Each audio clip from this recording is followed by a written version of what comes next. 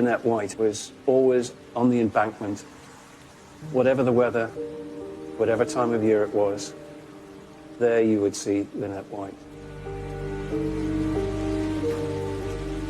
Lynnete was my friend, a very good friend of mine. She was young and vibrant and beautiful. She was like bright and bubbly. She was like one of the boys.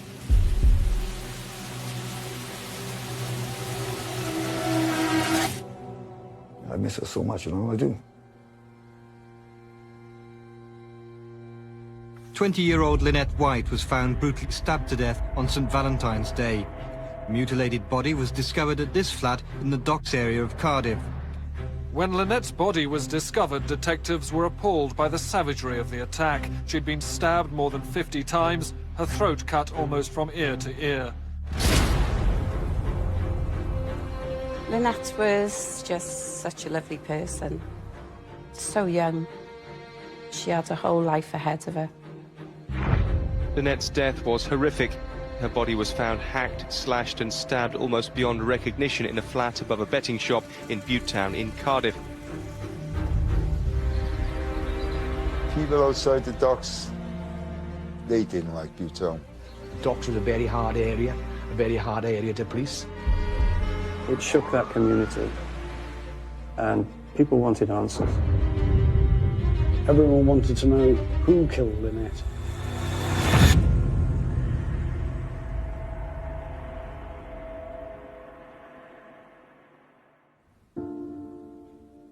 I knew Lynnete from school. We were together through high school for approximately 5 years. She had this smile that when she smiled, she had dimples on both the sides. She was very shy, quiet girl. Tended to keep herself to herself. She was never in any trouble in school. I grew up in the Rumley area of Cardiff, as did Lynnete. We didn't live that far apart. Rumley was a lovely place to live in. It was somewhere where you could leave your doors open. It was safe. Everybody knew everyone.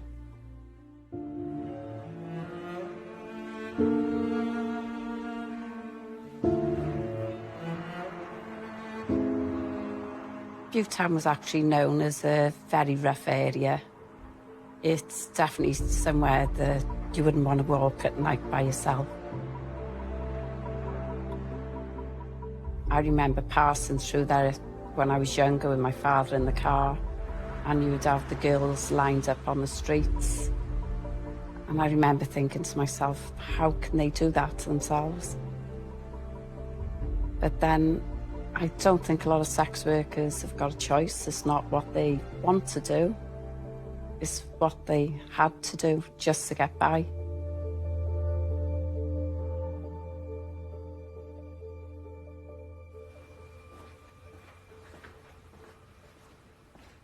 Well, my name's Tim Rogers, and in the late 1980s, I was a radio reporter working in Cardiff. I was interested in telling the story of child prostitution because we suspected it was going on, but very little was said about it at the time. And I spoke to Lynnete White, who at the time was the most visible prostitute in Cardiff, who was always on her beat at Riverside, on the embankment in Cardiff. Whatever the weather, whatever time of year it was, day and night, there you would see Lynnete White. We seemed to get on, and we got into a conversation.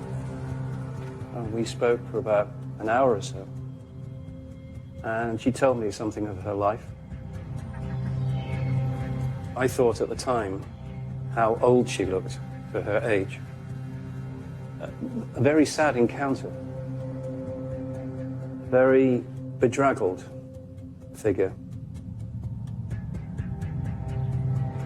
I'd never thought of prostitution as being much of a career choice, so this was, life had imposed this upon her.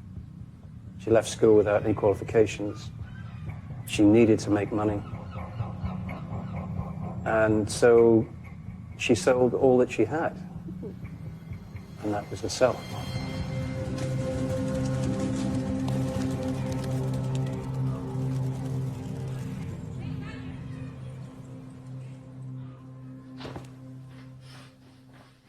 My name is Rashid Omar.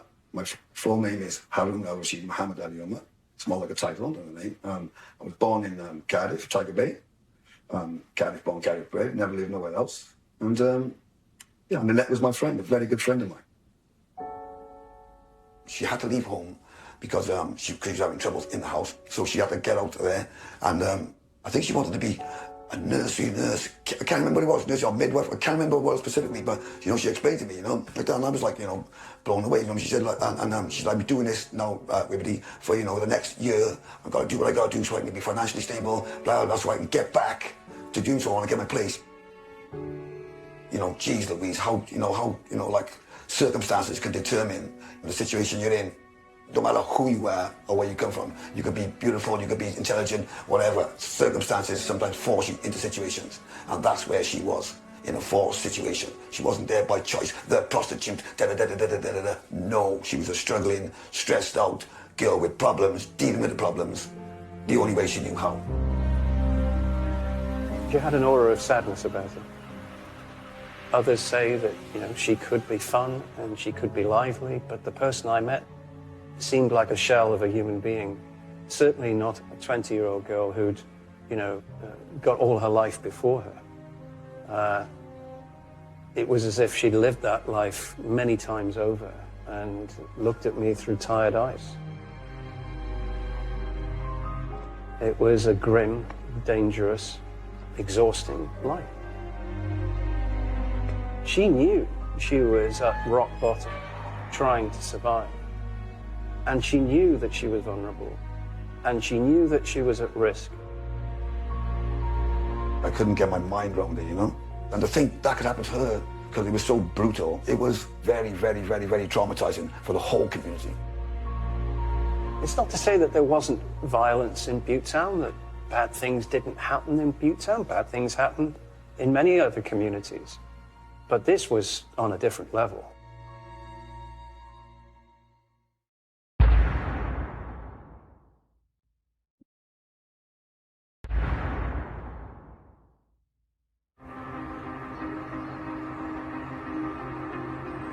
I came to Cardiff back in 1976 originally as a DJ, playing in the local clubs like Casablanca and blues parties and the likes afterwards.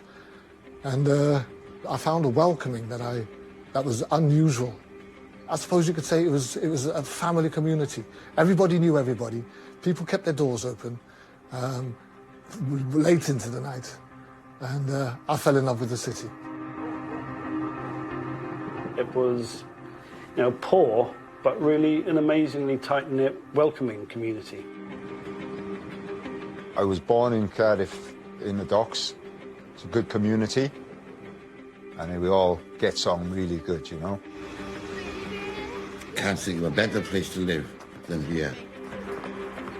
From whatever country, whatever religion, whatever nationality, we all live in this tiny little area. You know, there's a lot of Somalis, Portuguese, Polish, Asian, Arabs, Yemenis, everything. You name it, we got it. A lot of seamen back in the day used to come to Cardiff, jump ship, marry a local girl, and live here, stay here in the docks area. People of all different ethnicities came to live together as one, and they lived together quite peacefully. People outside the docks, they didn't like Butetown. They didn't even like coming down here, you know. They used to think it was too dangerous, too many black people down here, too much trouble. It's not to say that there wasn't violence in Butetown, that bad things didn't happen in Butetown. Bad things happened in many other communities. But this was on a different level.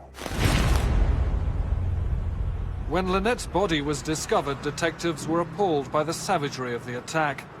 She'd been stabbed more than 50 times, her throat cut almost from ear to ear. It's a particularly brutal murder of a young female, and we are asking the public to come forward and let us know if they have seen this girl between last Tuesday and last night, so that we can piece her movements together. When that story first broke, it was a real shock horror, and it was one of those out-of-place type of things. You couldn't imagine that it would happen in a place like that. It seemed almost as if it was playing up to people's received ideas of what life was like in the docks. We couldn't believe it, you know, because like things like this don't happen, you know, in our community, you know. And then after we found out it was Lynnete, you know, I was just like devastated. Like I couldn't get my mind around it, you know. I remember seeing that image of Lynnete, the news of her murder, and that very distinctive permed hair that she had, and realizing that that was the girl that I'd interviewed and I'd spoken to. Yes, it was profoundly shocking. She'd been stabbed, as it turned out, something like 58 times. It wasn't a murder, it was an eradication. It was an obliteration. It took me back, it took my breath away, that something like that ferocity, that brutality. I mean, a young girl murdered and almost slaughtered, you know, stabbed over 50-something odd times, you know. That's a brutal, sadistic, violent murder. I remember seeing the news about Lynnete on TV. It just sent a shiver down my spine, and I just said, oh my God, I was in school with her. I can't believe it. Like, just to know how anybody would want to hurt Lynnete. It was shocking, it was disturbing. It shook that community, and people wanted answers.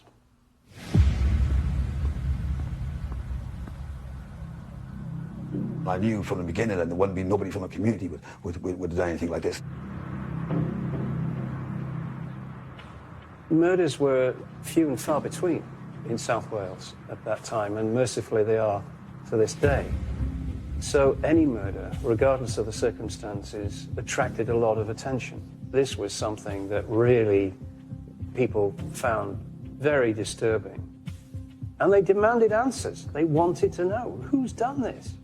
You've got to find the killer.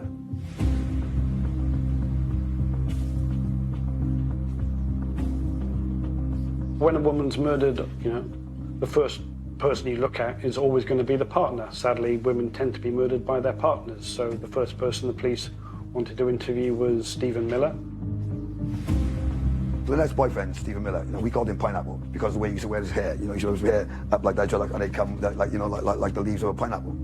He was just like quirky, you know, out there, bouncy, you know, young, you know, little Cockney guy. You know what I mean? Just doing his thing, harmless. He was like a mellow, how can I say it? Slightly immature for his age type guy. Do you know what I mean? Happened to strike out lucky and meet Lynnete.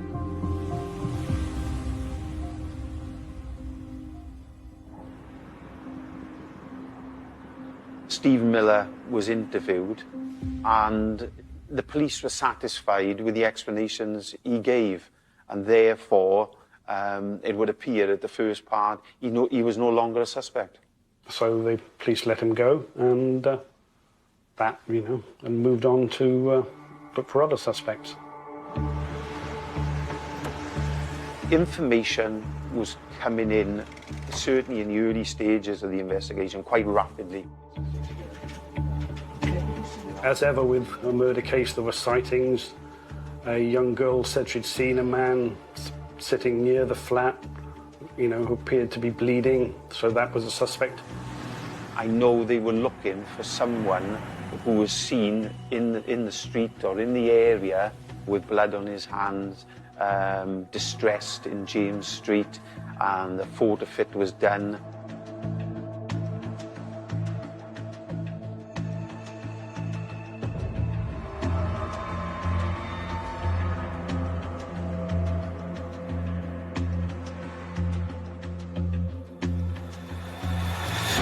Is this the man who inflicted horrific injuries on the 20-year-old 8 days ago?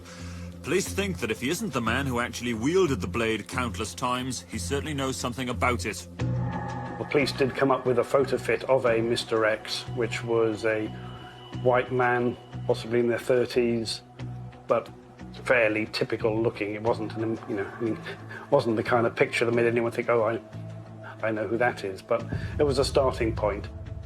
The chief detective at the time went on Crime Watch, and that was put out to the public for identification. And that was, a big focus.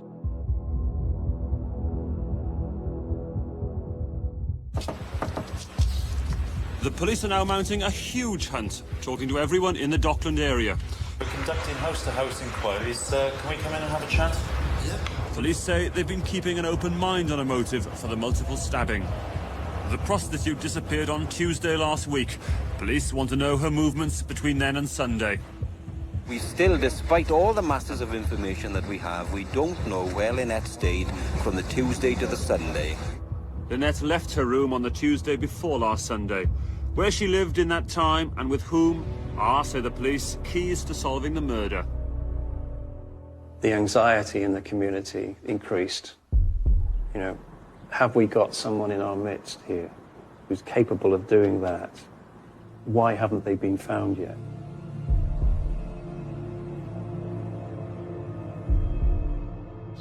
A large number of detectives are out there taking statements. That's all going back into the incident room. And they were looking at things like, because of the prostitution element, curb crawlers. So those people were interviewed, and they came from far and wide, to be honest with you. So it was a massive inquiry, thousands of statements being taken. You had the forensics still going on.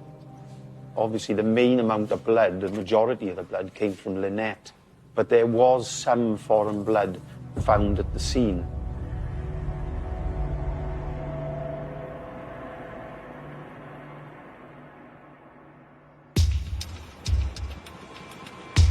And none of the people that the potential Mr. X's matched the blood, so they were all ruled out, one after another. After a while, it became more and more clear that they actually had no idea, who had done it, and no serious leads. This was a case that went on and on and on, and there didn't seem to be any obvious answer to this one. And clearly the pressure would have built up around those who were investigating that case. Police are not getting anywhere near who has committed this crime. The investigation seemed to be going nowhere. And then the police had a tremendous breakthrough. A new witness came forward. Just when the case was getting very cold, a woman called Violet Perriam came forward as a possible witness. She was a receptionist in the Butte Town Health Centre, and she remembered that she'd been driving by the murder flat around 1 in the morning on the night in question, and she remembered she'd seen 4 men standing around on the street, and she thought that one of them might have been a man called John Actie. She only saw him from behind, but she knew him from the health centre, and she thought that's who it was.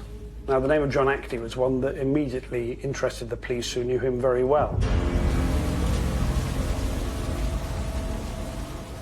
John Actie back then was quite a presence. He was a big guy, big personality.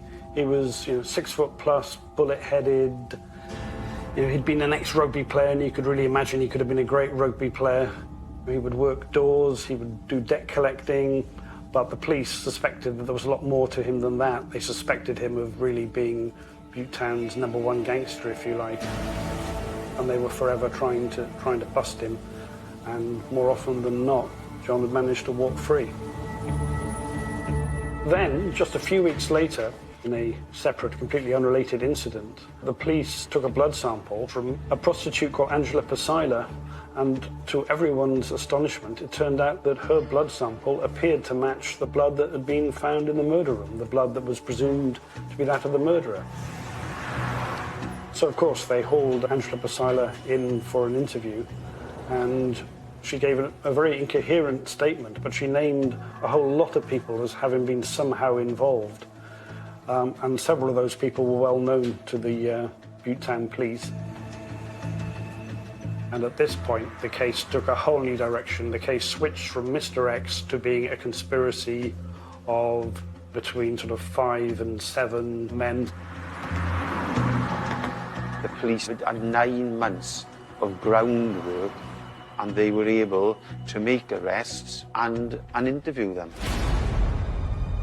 They were 5 black men from the Cardiff docks, and it was, you know, an awful end, but thank God for that. And after that, all I saw was tweets with fucking crazy man, so I started stabbing. You know what I mean?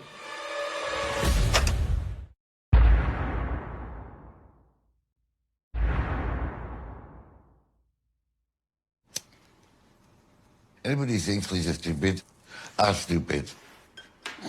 Because they're not. They know exactly what's going down. 1988 was a good time of my life. I'd settled down, I just had a baby girl. No, I wasn't getting into no trouble at that time. Life was just moving on without any problems. On Friday, the 9th of December, 1988, I heard bang, bang, bang, bang on my door. 6 o'clock in the morning. Bang, bang, bang, bang, bang, bang, bang. Police open the door. I got nothing on. Drunk as they come. I looked out the window and there's 5, 6 coppers. He said, what do you want? So I opened the door, naked. Police jumps on me. Are you Anthony Parrish? Yeah, why? What's wrong? What's going on? John, you need to come to the police station. So what for?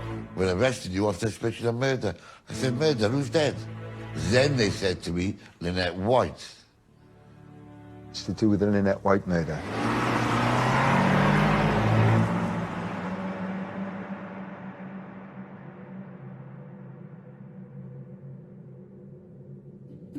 Arrests were made of Yusuf Abdullahi, Stephen Miller, Ronnie Actie, John Actie, and Tony Paris.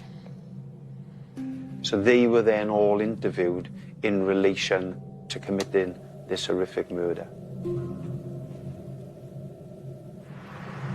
When the police announced that they'd arrested 5 men from Butte Town, I was relieved. I thought the girl who I'd spoken to might finally now get justice.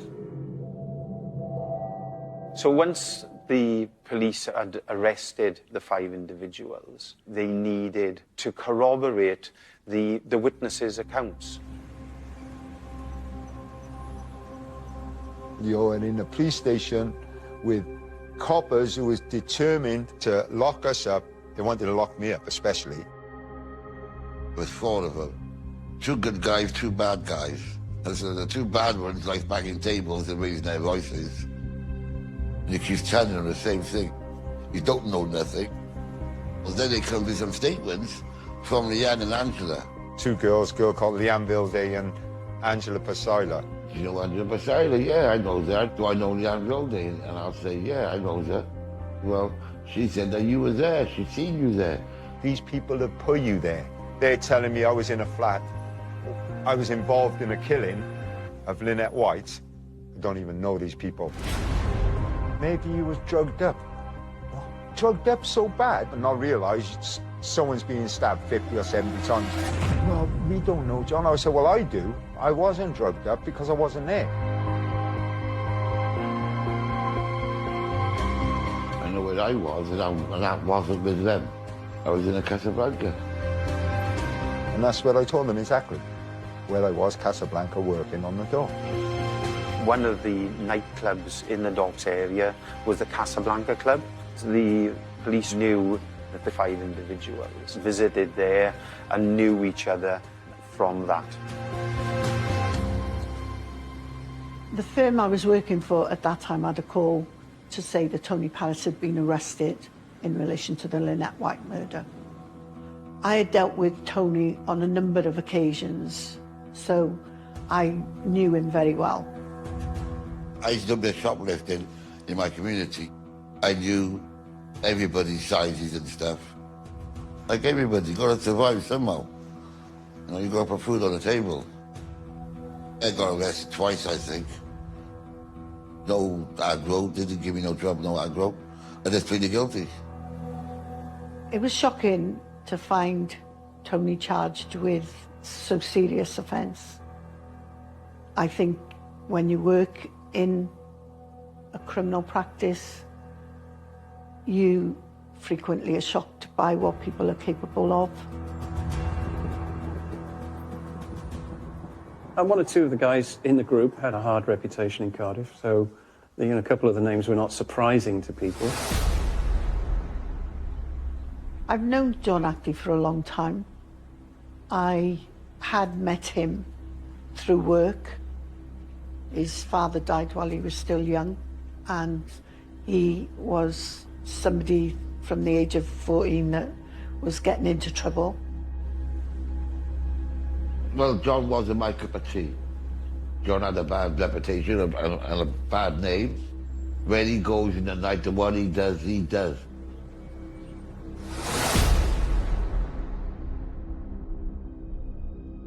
As far as John and Ronnie's concerned, they want to nick them anyway, because they just don't like the acting. So, you know, just to get them off the street. My cousin Ronnie, Ronnie Ackley, he was a stand-up strong guy, man. He'd help you out. Ronnie was a, fiery guy, he didn't take no messing off no one.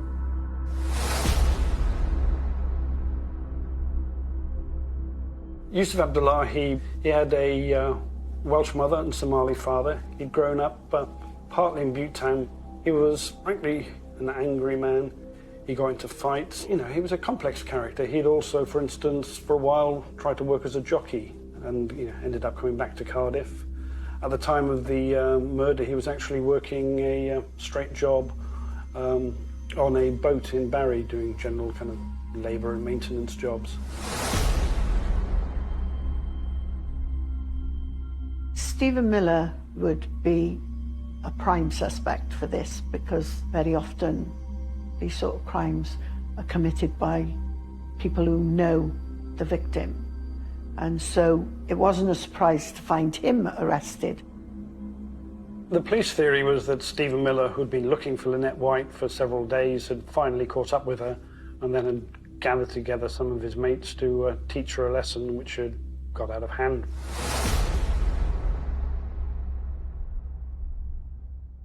Being interviewed is a nightmare. Every second you're in that police station, it just gets worse and worse and worse. You've been in there 4 days, they're telling you this, you're telling them that. You can't sleep, you can't eat, you got headache, banging, banging, banging, migraine, but they just kept on. They was wearing you down, you was tired, disoriented, and they're saying you was there with this guy and you're thinking, was he there? You are thinking that. I'm looking at Ronnie, Tony, Miller, and Yusuf, yeah? So I'm looking at them thinking, have they done it? You're trying to work out who said what. Well, where was you when this was? And then the police are putting questions to you, and you're trying to work out who's told on you. Come back in, fling pictures on the table of her in the post-mortem, on the slab.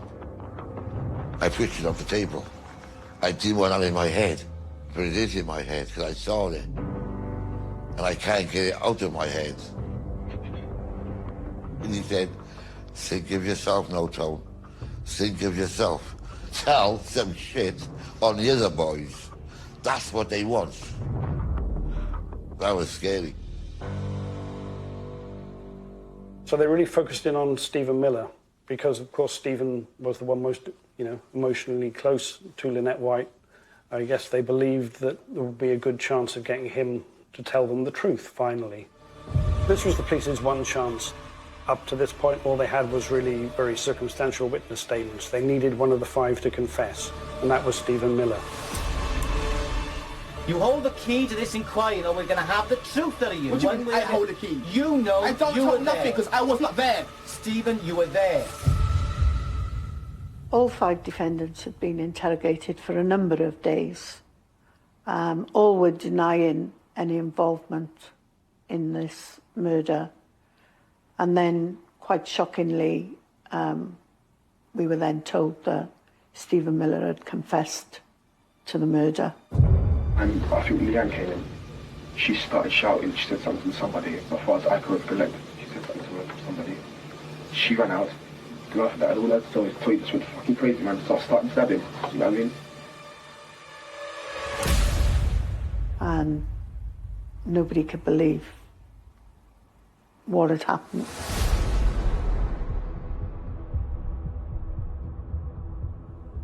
We were in the room. John actually's just walked past. He's seen this knife, you think? Yeah. Do you think that's what scared him? That's why he's going? Yeah. You sure? Yeah, positive. When they come and told me Stephen Miller had said I was there, I was like, you know, what? What are you on about? You've told him to say that. No, we haven't. He's being interviewed, John. He wanted to get it off his chest. Well, I wasn't there. Why are you doing this to me? I was just in shock. I was just completely lost. And I'm thinking to myself, oh my God, you know, was he there? He comes in with another bit of paper in his hand, flashing it round. Well, we've got a statement from Stephen Miller. And he says that he was there and you was there and attacking Lynnete. But you know, your head's so messed up. Until the paperwork comes in, you're like, God almighty, God almighty. And then I was charged. Stephen Miller's confession was the decider. The police now felt they had enough to charge the 5 men with murder. While the CID was all standing there with grins on their face, smiling. They had the charge sheet. You have been charged within the 13th and the 14th of February, 1988, that you did murder Lynnete White. The police were convinced that they had the right people. They felt they would have successful convictions against all of them. Once you've got someone admitting something and got the witness statements as well, this case is quite strong and going before the courts. Following the charges being made, the 5 men were held on remand for nearly a year before the trial began.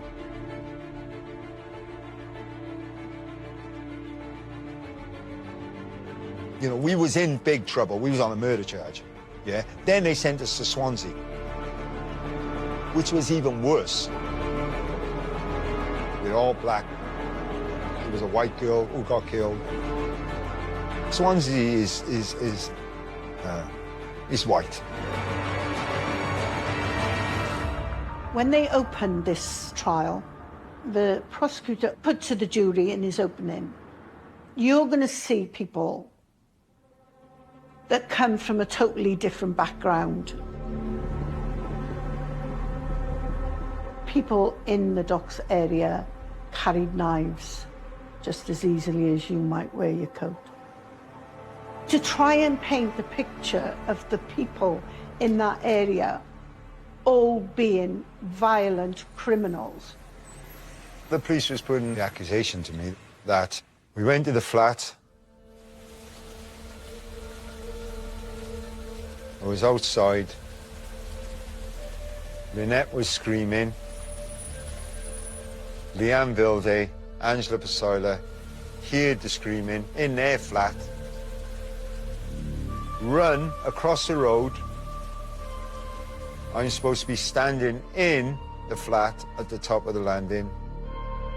And they're supposed to have run past John Ackley on the stairs, which is not going to happen. I'm like 6'2", 15 stone, security. Pushed me out of the way. Yeah, like I wasn't even there. Went in the room. Angela Pasola says when she went through the door into the room, she sees Lynnete fighting with me on his mattress, and I'm supposed to be holding her. But Leanne says, when she went through the door, Lynette's already dead on her mattress, now stabbing a corpse. They should have seen the same thing, but they don't. It's so obvious, they didn't see it.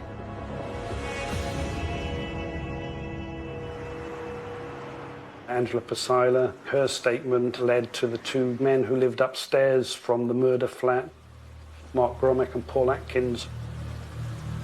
They said on the night of the murder, they heard a knock on their door, they come down, answered the door, and they answered the door to Della and Ronnie. And he don't see me, a little black guy with glasses, and he don't see John. No, they didn't even identify me in the area. The evidence of the witnesses was inconsistent. There were obvious reasons why that might have happened, because it had been quite some while since the murder.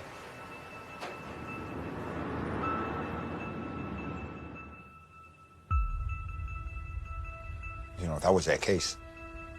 There was no other case, no forensic, no DNA, no nothing. It's a little bit like a roller coaster, because everything we tried to do to exclude evidence that was unfair, the judge was finding in their favour. We get to the end of 6 months of evidence, and the judge is about to sum up to the jury the following day. We just couldn't believe it. All I'm thinking, I've got to go home because I haven't done nothing, but it doesn't mean that you are going to go home. I'm thinking, they're not going to get convicted, I'm going to go home. Gets to the point where, you know, you come into the end of the trial.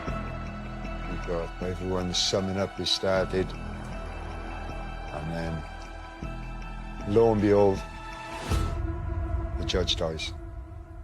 Heart attack.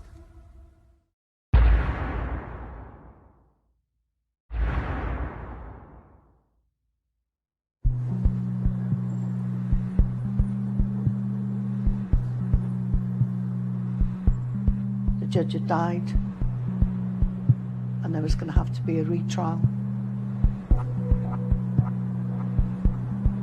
It was as if we were back at the beginning. They were devastated. The first trial took 5 months.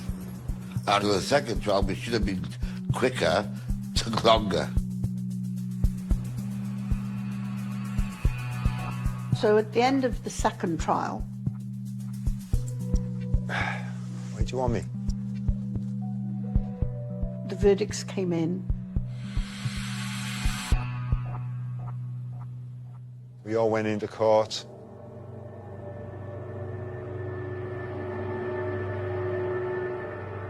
Jury convicted Stephen. Found Yusuf guilty. I cannot tell you why he was convicted.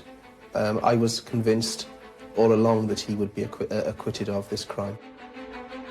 I was downstairs waiting to go up. Jury acquitted Ronnie. We asked the jury how they found the defendant, John Arthur Actie. He said not guilty. Innocent! My feelings, I am bitter, I am broke. I want to go home to my family. When the verdicts came back, Ronnie and John were found not guilty. Then it was my name up next. I'm thinking I'm going home. Tony Parris was a shoplifter. He was somebody committing petty crime. Never anything violent prior to these allegations. and they found him guilty.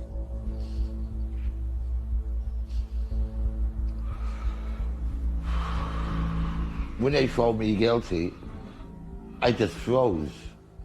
Held on to the bars, and I froze. They got him as the main man in this whole scenario. I'm going to the scrubs for murder of a white girl, 50-odd stab wounds, throat cut, wrist cut. You're going to be in trouble. Whether they throws you off the landing, throws boiling water, all this stuff. It frightens me thinking about it.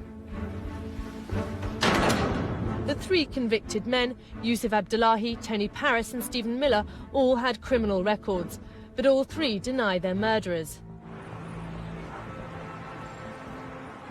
What do you feel about the fact that 3 people are still inside? Terrible. There's still 3 guys in custody for this crime. Well, they never committed. Why do you think you were brought in for the crime if you didn't commit it? Well, the police brought me into the crime, you know. No one else. It's only the police that fabricated the whole story. A number of journalists started to hear doubts about the conviction. There just seemed to be too many questions. The test in a criminal court is guilty only if that can be proved beyond reasonable doubt. And there were doubts. The more I read about the case, the more, particular elements of it started to concern me. How could it be that 5 men had been charged and 3 men had been convicted of a murder when none of their blood was in the murder site, while somebody else's blood was there in profusion?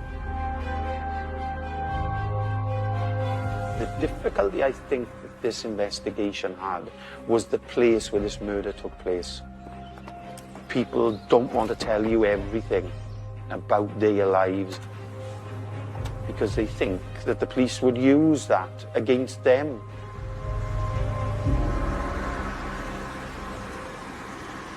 What was the relationship like between the local police and Bhutan back in 1988? Terrible. They're driving past you and calling you names, and then you got confrontation with them, so the hatred and the anger just builds up between you. You know, picking on you, locking you up for things you haven't even done. They just wanted to sort personal vendettas out in the area against black people.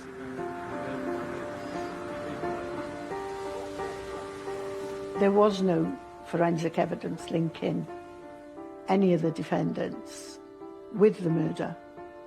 The more damage they had me doing, the more obvious it was that it should be forensics. My hair, my skin, my blood, it should be all over the place, but it ain't. So what am I, a ghost? A handprint and a rare sample of blood point to the existence of someone who is yet to be identified. When this photo fit was released, I didn't recognise this individual, and anybody I spoke to didn't recognise this individual. It was an image of a young white man who was sat down on the steps with blood on his hands. Where's this 6-foot fair-haired white guy? How are they going to get around that? I am not 6 foot or I am not white. The killer was still out there and could have committed a similar act again. I didn't kill Lynnete White, yeah? I wasn't there, I know nothing about it. Tony never killed Lynnete White. Ronnie never killed Lynnete White. Stephen never killed. Yusuf Abdullah, he never killed. So if we didn't kill her, who did?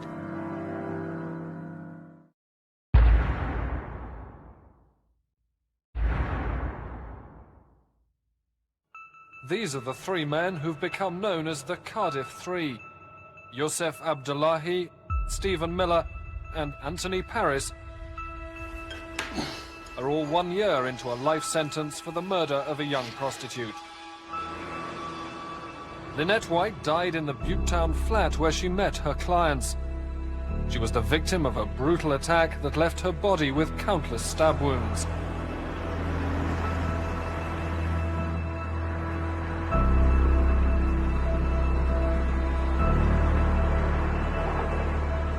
could have happened to anyone. People didn't feel safe for a long time after a murder. I thought they had the right people for Lynnette's murder. I knew of them and they did have a reputation.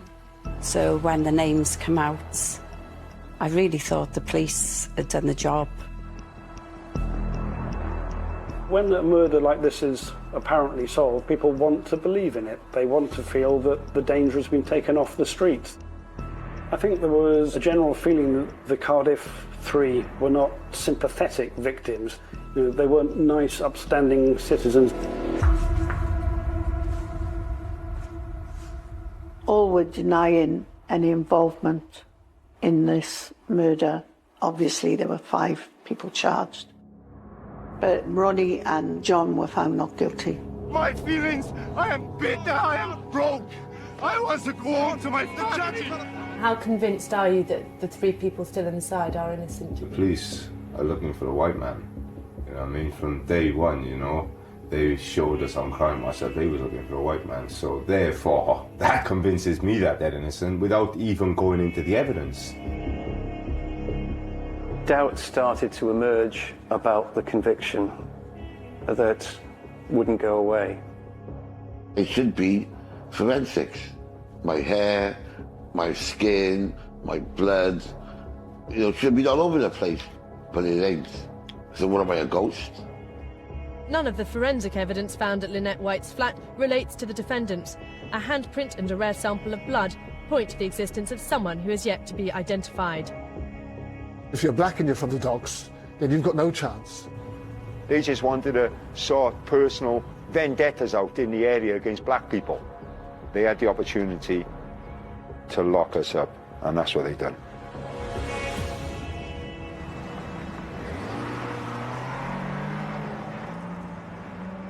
I can remember sitting at my home in London and looking at a newspaper article telling the story of the Lynnete White murder and the convictions. And I could just remember reading the names and I thought, oh, that's a lot of nonsense. But when I saw Tony's name, that's the one that stood out for me. When I think of Tony, I think of a short, little podgy, part-time shoplifter. He was a ladies' man, he loved to chatter. He was a lovable character as well because he didn't cause any trouble.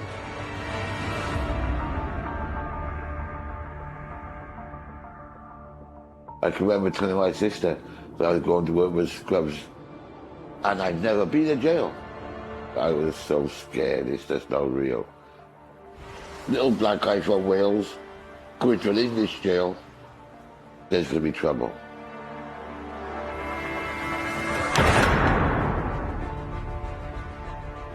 I love my family. Oh yeah, me and Tony was very close, very deeply close. I knew what he was thinking before he thought it. And when this thing happened with Tony, it was devastating. Because as far as I'm concerned, they did this to him when he didn't do anything. It immediately drove me to leave London and come back to Cardiff. With the sole intention of getting involved with whatever needed to be done in order to help support this. The next day, after the guilty, we'd a public meeting in the community centre. And we was all talking, and I said, what are we going to do now? Well, we got a campaign. I didn't know nothing really about running a campaign like this. But this is your brother's life.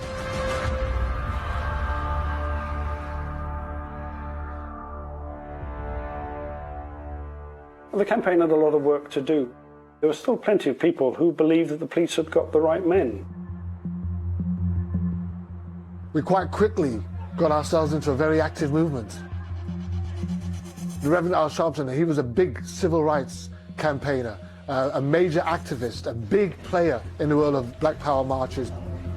He is the man who will make everybody come and put their cameras and their mics in our faces. And he done exactly that. Al Sharpton done exactly that. He stepped off the plane like that. Free the Cardiff Three. The controversial Al Sharpton has long campaigned for black rights. To his supporters, he's a saviour, a champion of civil liberties. I am disturbed about the issue of justice, people of color around the world. The Cardiff 3 case, I'll be going to Wales tomorrow to march.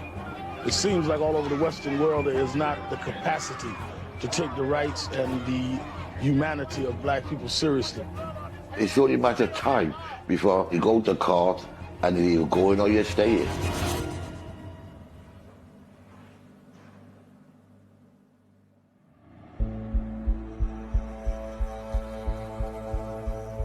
Over a period of a number of years, I have appeared in cases known generally as miscarriage of justice cases. The first thing you have to do is be acquainted with, what's gone wrong. And there was no scientific evidence that connected Miller or any of the others to the scene. And there's plenty left there. There's blood all over the place. I then look at the interviews in this case. Stephen Miller's confession was the decider. I think everybody thought he's confessed, he's done it. Stephen Miller was the boyfriend of Lynnete White, so he would always be a suspect. All sorts of motives may come to mind, but none of them fit. So I don't think it's Stephen. Why would he do this? Gradually, over the course of the interviews, Stephen Miller began to confess that he had indeed been involved in the murder of his girlfriend, and he had been helped in that murder by the other 4 men. Listening to the tape, I was so shocked by what I heard. I thought that I can't really believe that any appeal court judge will listen to this and not be moved and not be horrified by what they hear.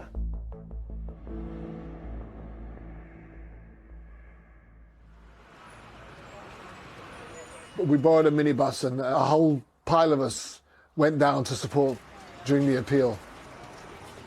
The appeal began with Michael Mansfield. He went straight for the Stephen Miller interview tapes.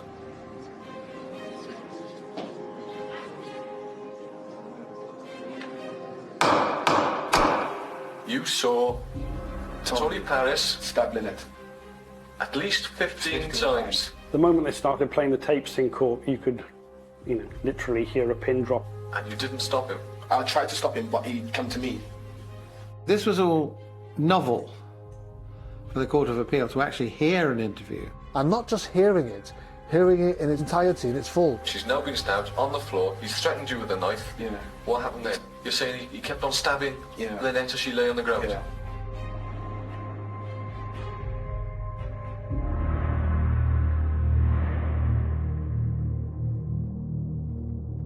If you're involved, you must tell us the truth. I'm not involved. I'm telling you that. I'm not involved.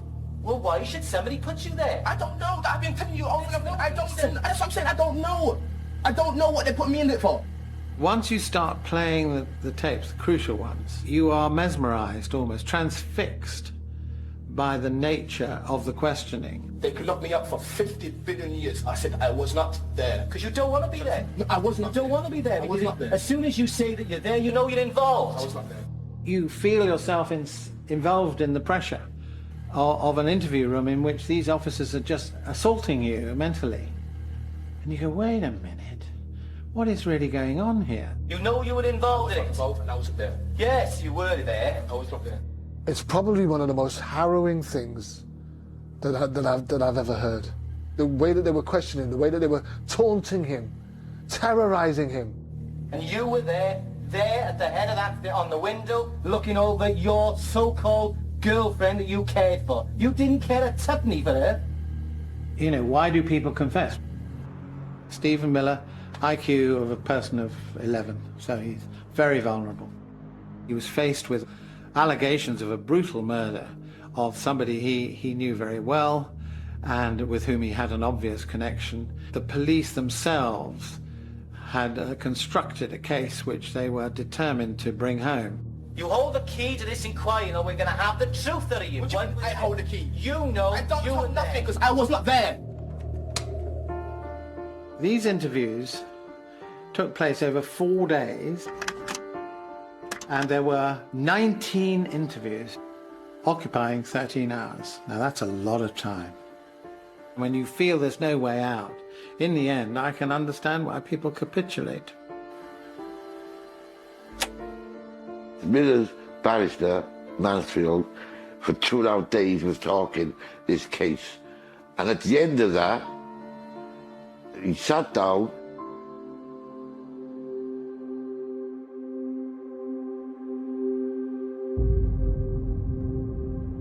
There was no case. Basically, the Lord Chief Justice stopped the appeal once he heard the tapes. That was it.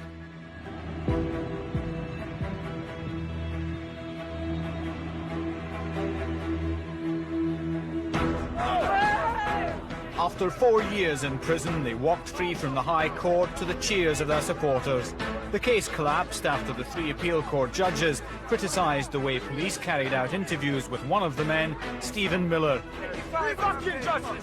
The pressure they put on me in the police station, didn't want to know what I have to say. As far as they were concerned, they had the right person. We were just used as scapegoats for the police who couldn't find anything else or anybody else to put this crime on. The police can't do their job and something's got to be done about it. They're taking liberty with innocent people's lives. I've been locked up for 4 years. And to be the open, sky is there. Whoosh. They've done it. They're free.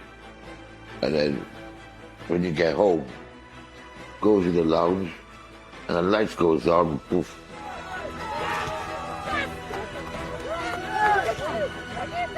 That's why I say the police just picked on the wrong family to rope into this thing. I am the most happiest woman in the world. The eruption of joy about the homecoming. But of course, when that dies down, then what? The questions still hang in the air. If these men didn't do it, who did?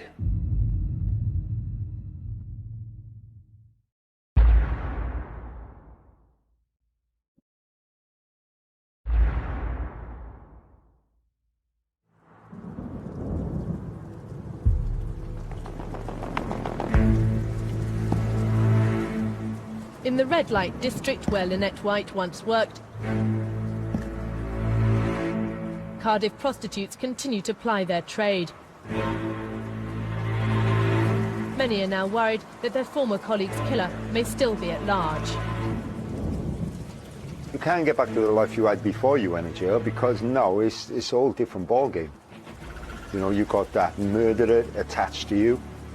You know, he was lucky, got off. You mention my name, it's Lynnete White.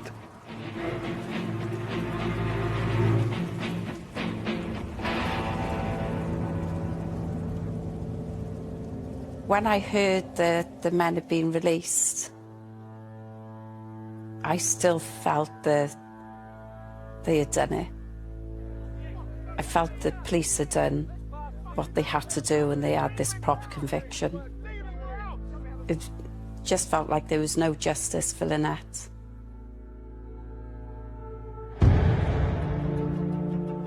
Being released on the strength of Stephen Miller's tape doesn't automatically convince everybody that they didn't do it. It just says that there's a technicality in the interviewing techniques of the police on one particular individual. I think that the officers were there to get at the truth, and that is what their duty was. In some instances, some people have to be shouted at, some people have to be spoken to quietly. That is the way interviews go. The police refused to reopen the investigation, which completely implied that, as far as they were concerned, the Cardiff Three were still guilty. I mean, for years afterwards, suspicion just didn't go away because there was no attempt to find out who really killed Lynnete White.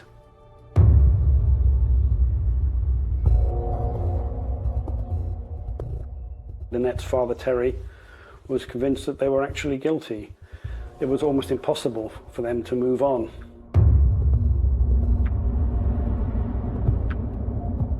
One night I was sitting in my house watching the TV, I heard bang, bang, bang on the door. So I've gone into the kitchen, looked out the window, and I seen Lynnete White's father with a shotgun pointing at the door. So I'm looking through the kitchen, and he's calling me saying, John, John, but he got a shotgun like that. He got a big sheepskin coat on, and he got a shotgun pointing at my front door. If I'd have opened that door,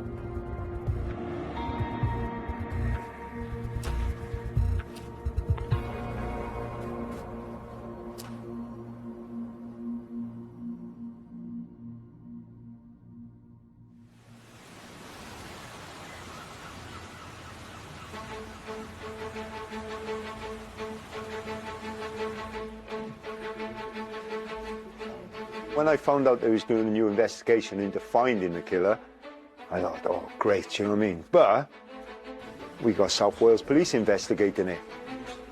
We can't trust them. I was the Deputy Senior Investigating Officer on the re-investigation into the Lynnete White murder inquiry. In 1999, I was appointed as the Senior Investigating Officer of the re-investigation of the Lynnete White murder case. South Wales Police were under pressure because there were a number of miscarriages of justice being portrayed in the media. Why have you actually decided to do this major review? Well, it's our intention here in South Wales Police to review all outstanding, undetected and unresolved murders. The Lynnete White murder investigation became the first one that South Wales Police decided to look at. I think there was a lot of myths around this murder. Nobody had got a clear picture of what had gone on. It was very pressurised to take on this job. How do we do an investigation that the public would look at and say, that's ethical, it's transparent, and we trust those officers doing it? This team has to be squeaky clean. There's no shadows in this one. We'd got all the exhibits together in one place. There was 900 of them. And on a weekend, we went through that. There was no evidence. There was one sighting of one of the persons at the scene, possibly. No forensic evidence there. The witnesses were questionable. For me, the evidence wasn't there.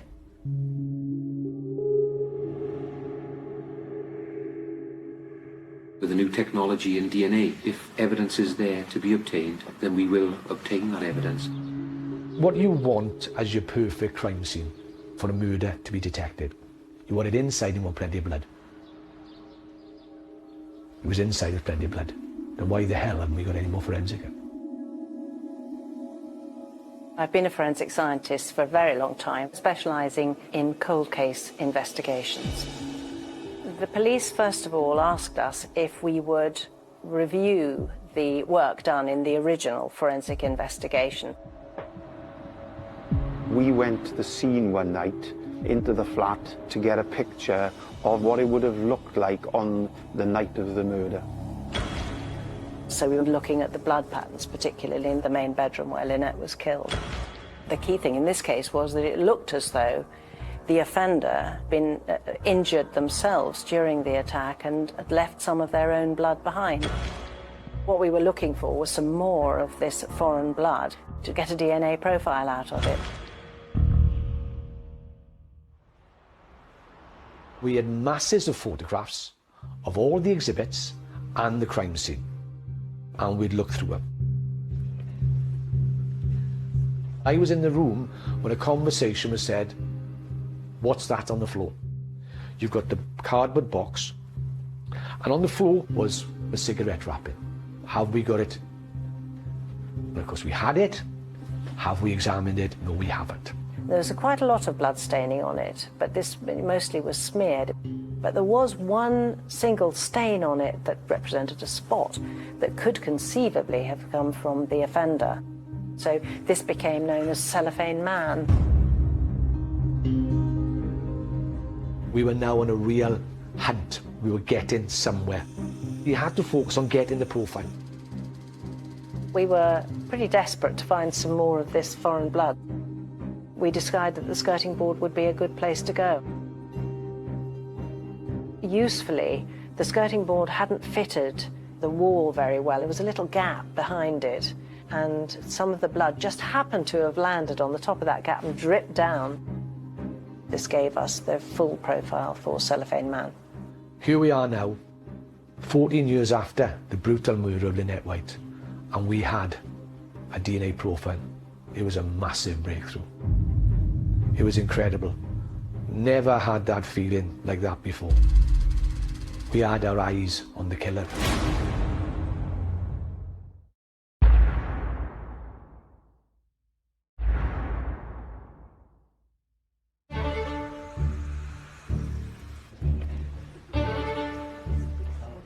Using an independent forensic company, South Wales Police have broken new ground in forensic work, which has yielded a number of DNA profiles. One particular male profile is of significant interest to the investigating team. The male is believed to be directly involved in the murder.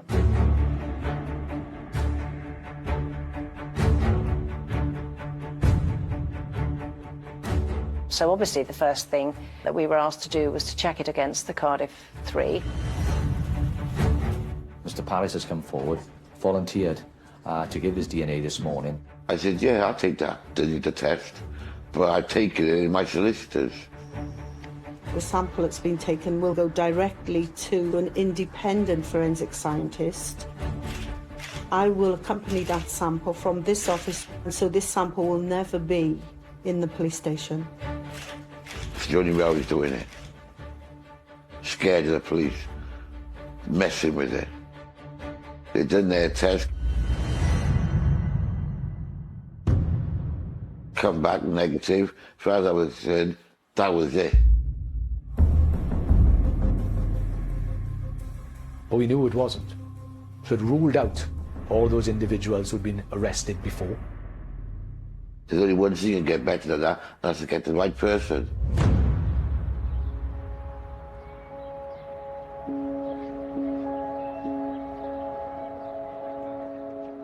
One of the first things that the police did there was to organise a mass screen of people living in the local community. And none of them matched the profile that we'd got, so that wasn't any good.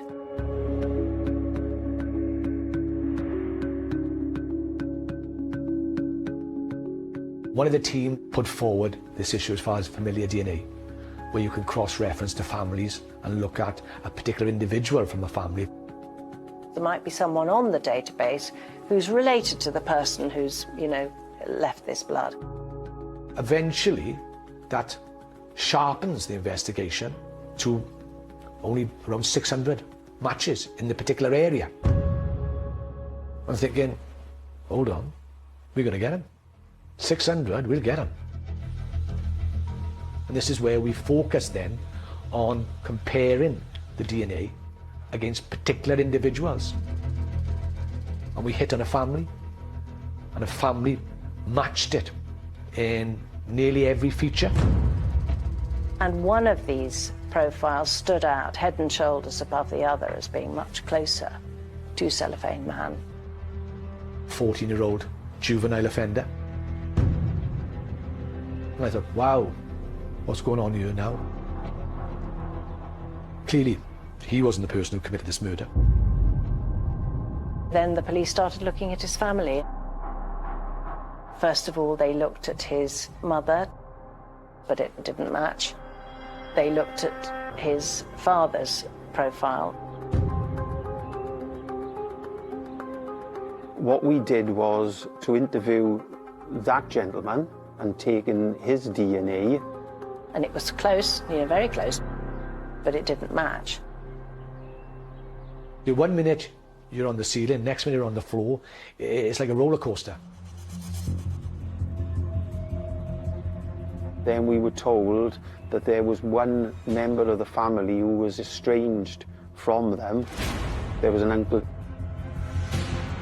We tried to track him down so that we could take a DNA sample from him. He had hidden himself away in a small village 15 miles outside of Cardiff. Little contact with anybody, no contact with his own family. He was a recluse. That was Geoffrey Gaffo.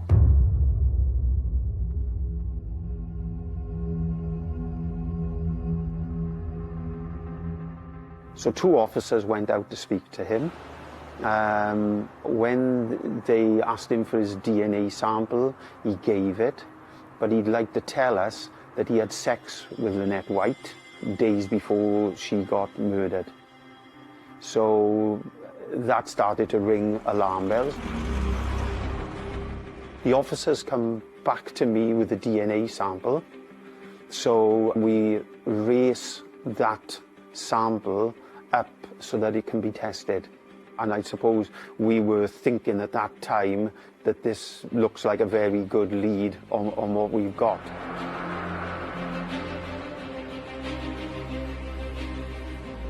Once I'd got that information from the lab, then the first thing I did obviously is call Brent Parry and give him the news. The phone call saying that we had the match 100%, that we were matching that DNA, that we had the killer, that was massive. This was the killer of Lynnete White.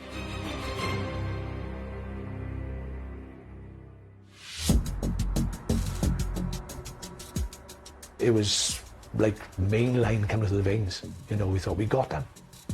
So straight away, I'm thinking past him, we've got him, now how do we convict him? How do we make sure we tie this up right and do it properly?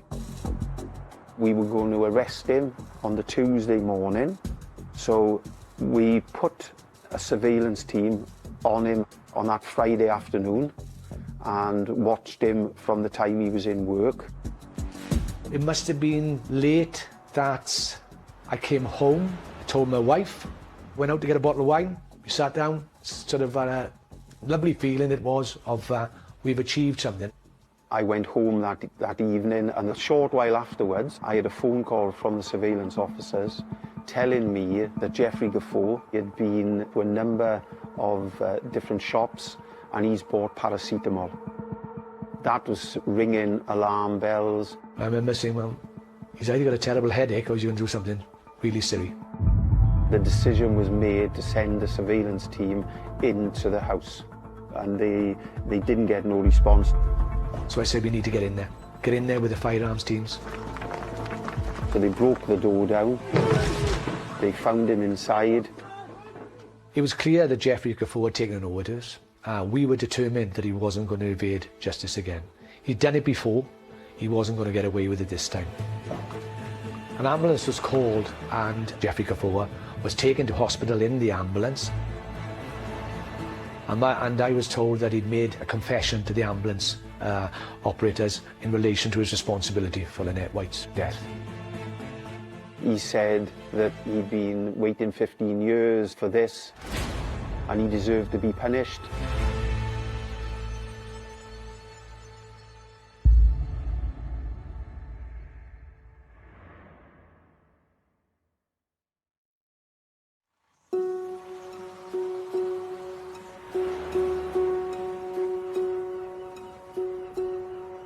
I was living in Cardiff when the huge breakthrough finally came.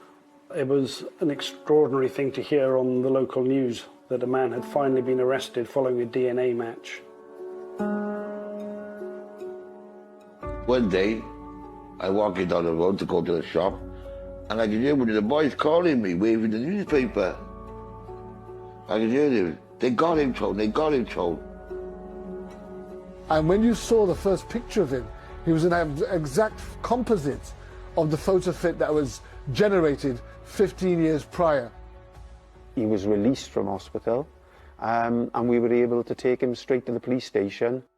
Please state your full name and date of birth. Geoffrey Charles Gaffo, 28th of the 5th, 65. I was quite hopeful once he'd made that initial admission that he would now accept some responsibility for his actions as well as the crime and as well as all the suffering he put everybody else through.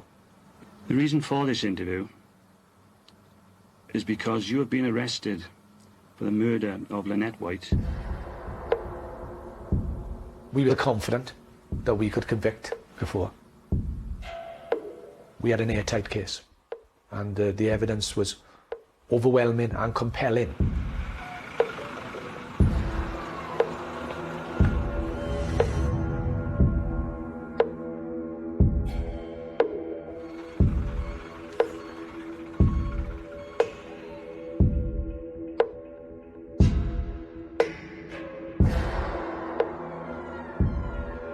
Now detectives have done something to atone for a terrible wrong which put 3 innocent men in prison by putting the real killer, Jeffrey Gaffur, behind bars.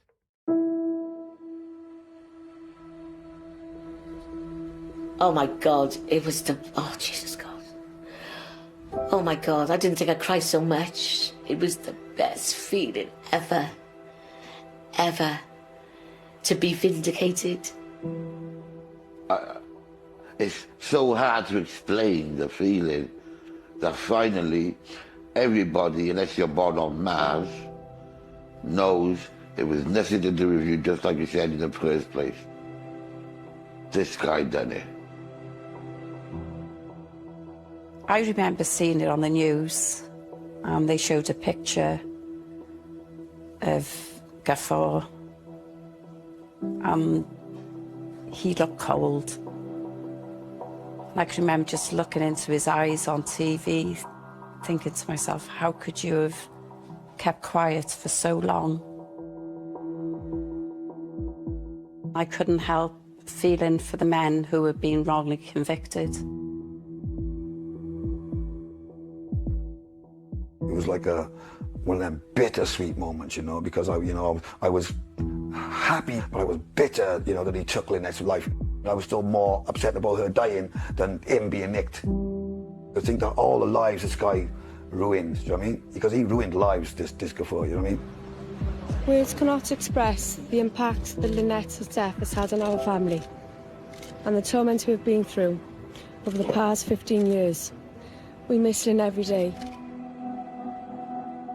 Having looked at everything, there is no doubt now that Jeffrey Gaffur is solely responsible for the murder of Lynnete White and that no one else was involved. This was Jeffrey Gaffur and Jeffrey Gaffur alone. Even after we'd arrested Jeffrey Gaffur, and he was absolutely banged to rights, there were still those, both inside and outside the police in Cardiff, with deeply rooted views that the ones who were arrested originally had done it. Even when we had nicked him, an inspector came on to me, he said, "Oh, well done, Kev." He said, "Great job." But the actors were involved, weren't they? Yeah. You know, the police didn't care, you know what I mean? They knew we never done it, but they wanted people to think we'd done it. So when I heard that the officers had been charged over their part in the evidence and the making of the statements and the interviewing of Stephen Miller, I thought maybe we'd get justice. What about the way the police behaved in that original case, and what about the police now? Shouldn't they get to the bottom of this? Well, all I'm prepared to say at the moment is there should be a public inquiry into the original investigation, so that the truth can finally come out. 2 men spent 2 years in custody. 3 men spent 4 years in custody. And I don't think it is good enough to say it's simply sorted out now.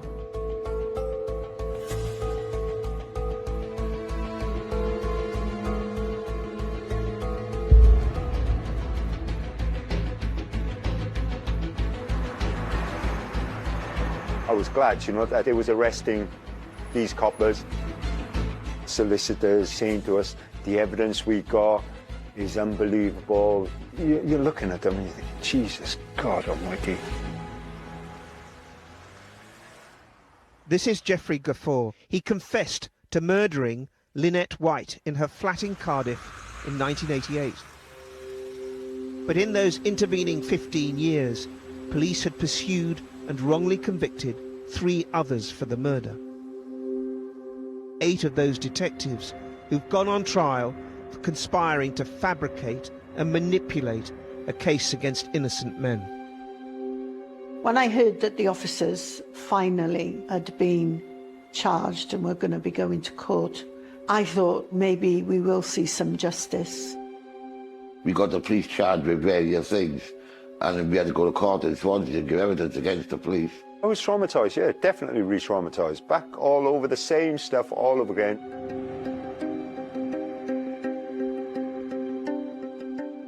The former officer's defence the court has heard is that Lynnete White's murder may not have been down to just one man. Even after Geoffrey Gaffour had confessed to the murder, there were still some elements of the police who had been involved in the original case who refused to accept it. It's like I was back on trial again. I was supposed to be a witness.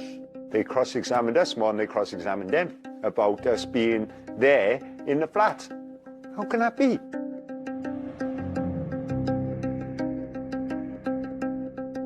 Counsel for one ex-detective inspector today repeatedly asked the convicted killer Gaffour if he'd been pressured to keep quiet about others. He told the court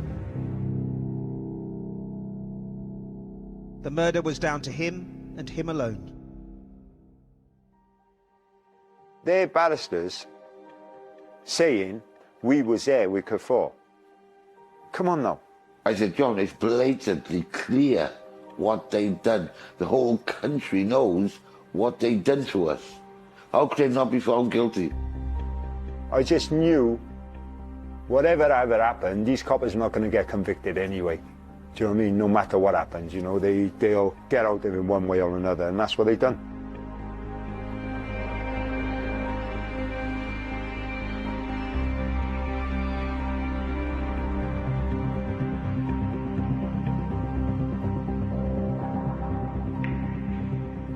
Talking rubbish about some statement you're not supposed to have made, yet they can't find them. Oh, it's just so stupid, I can't even... It hurts my head to try and work it out. The case against the officers collapsed amid claims that they too had been fitted up by a failure to disclose documents to the defence. You know, lost the paperwork, case dismissed, and that was it. All kind of charges they were on, and it got chucked out. The case was stopped.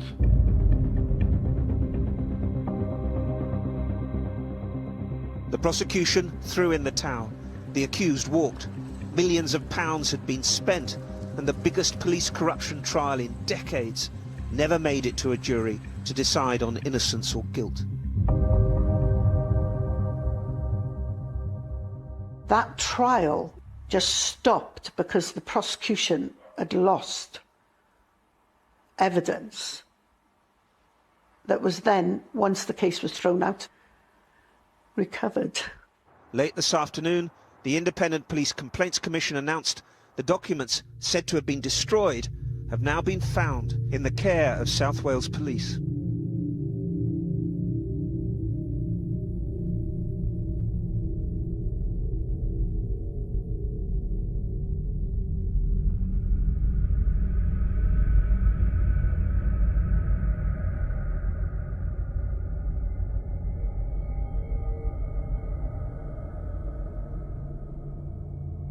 I thought it gave me a little bit of hope of the British justice legal system. It really gave me hope that, yeah, there is something happening here.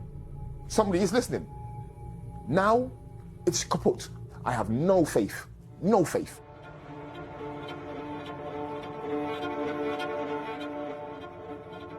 I was no angel. Do you know what I mean? I wasn't no angel where I had no criminal conviction. I want people to know this. Do you know what I mean? But police messed up my life. They messed up my family's life. There's no doubt that what happened to the Cardiff Five happened because of who they were, the colour of their skin, and where they came from. It could have happened anywhere, but it didn't. It happened here in Butetown. The memory of Lynnete White should affect us all. This didn't happen in the 19th century or the 18th century. It happened in the 20th century and really goes through the 21st century. In other words, this is contemporary. It's not history.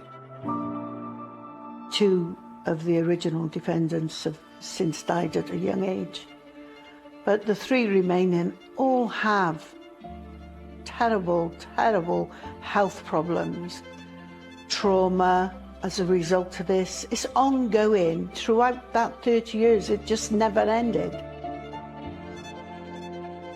It took me away.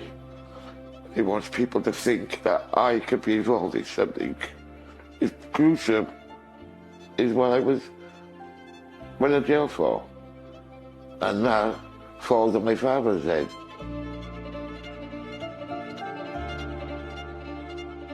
And ever since for me, my old man, we were like brothers. As far as I'm concerned, my father died of a broken heart. Simple as that. 33 years later, I'm angry, I'm broken, I'm still traumatized. I'll always be angry over the treatment dealt with me, how I was dealt with, how they walked away, no one was punished. So yeah, for all these years, I've been bitter and I'm still bitter, and I'm going to be bitter for the rest of my life. There's so much injustice in this story. There's a danger of, losing sight of the first and crucial victim in this whole case, which is Lynnete White herself. That's exactly how I remember it. Still with the dimples, the freckles, and the short, wavy hair. Oh, bless her. Pretty girl, had her whole life ahead of her, which was just cut short.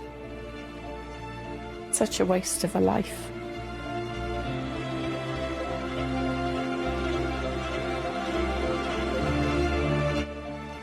And if you or someone you know has been affected by any of the issues raised in this programme, please go to channel5.com/helplines for information and support. Coming up, we join the team as a busy shift begins in Barnsley's bustling A&E. Casualty 24/7, every second counts, is next.